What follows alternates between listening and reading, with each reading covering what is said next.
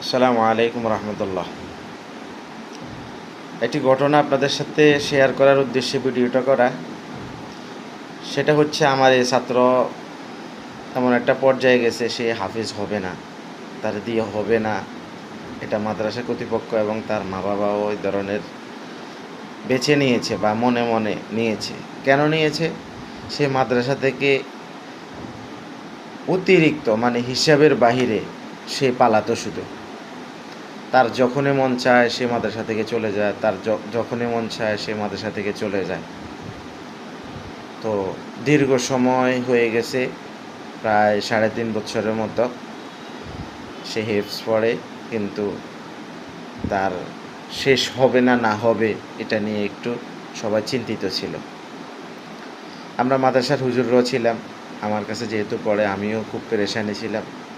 অনেক বেশি সে মাদ্রাসা থেকে ফালাতো। এক পর্যায়ে যে মাদ্রাসা থেকে সিদ্ধান্ত নিছে, সেই যেহেতু এতবার ফালায়, তারে বাদ দিয়ে দেওয়া হোক। পরে আমি দেখতেছি যে আর প্রায় 6 ফারা, ওই সময় খুব বেশি বেগয়রে হিসাব সে মা বাবা এনে দেয়, সে চলে যায়, মা বাবা এনে দেয়, সে চলে যায়। একবার দেখা যায় আমি ধরিয়ে আনি বা মাদ্রাসার হুজুরে ধরিয়ে আনে, যত রকমের যত কিছুই করা হয়, সে চলে যায়। তো পরে এক সময় আমরা সিদ্ধান্ত নিই যে এরে বের করে দেব। তো পরে সুপারিশ করছিলাম আমি। সুপারিশ করার পরে আবার কিছুদিন ছিল, চিন্তা করলাম একটা সুযোগ দিয়ে দেখি। সে আমার কাছে বলছে, হুজুর আমার একটা সুযোগ দেন। তো ওই হিসাবে একটা সুযোগ দিলাম। দেওয়ার পরে কিছুদিন আবার ভালো ছিল, আলহামদুলিল্লাহ।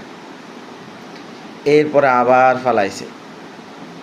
তো তখন আমাদের ওয়াদা ছিল তার সাথে, যে তুমি যদি আর একবার যাও, তোমার আর আমরা রাখবো না। পরে সে আবার চলে যায়, যাওয়ার পরে তার আমরা বের করে দিই। দেওয়ার পরে দিই, তার মা বাবা চিন্তা করলো হুজুরদেরকে একটু রিকোয়েস্ট করে যদি আরেকবার রাখা যায়। চাইনি আল্লাহ তাআলা রহম করে, তার হাফেজ হিসাবে কবুল করে। পরে তার মা বাবা সুপারিশ করলো, পরে আবার ভর্তি নিলাম, আবার রাখলাম। আলহামদুলিল্লাহ, অবশেষে আল্লাহ তাআলার অশেষ মেহেরবানি এবং দয়ায় সে হিফজ শেষ করেছে, আলহামদুলিল্লাহ আজকে।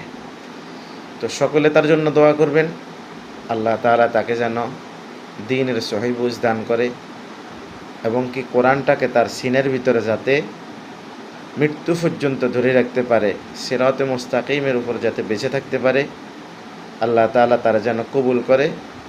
তার জন্য বিশেষভাবে দোয়া চাই, আমিও দোয়া করি, আপনারাও দোয়া করবেন, আশাবাদী।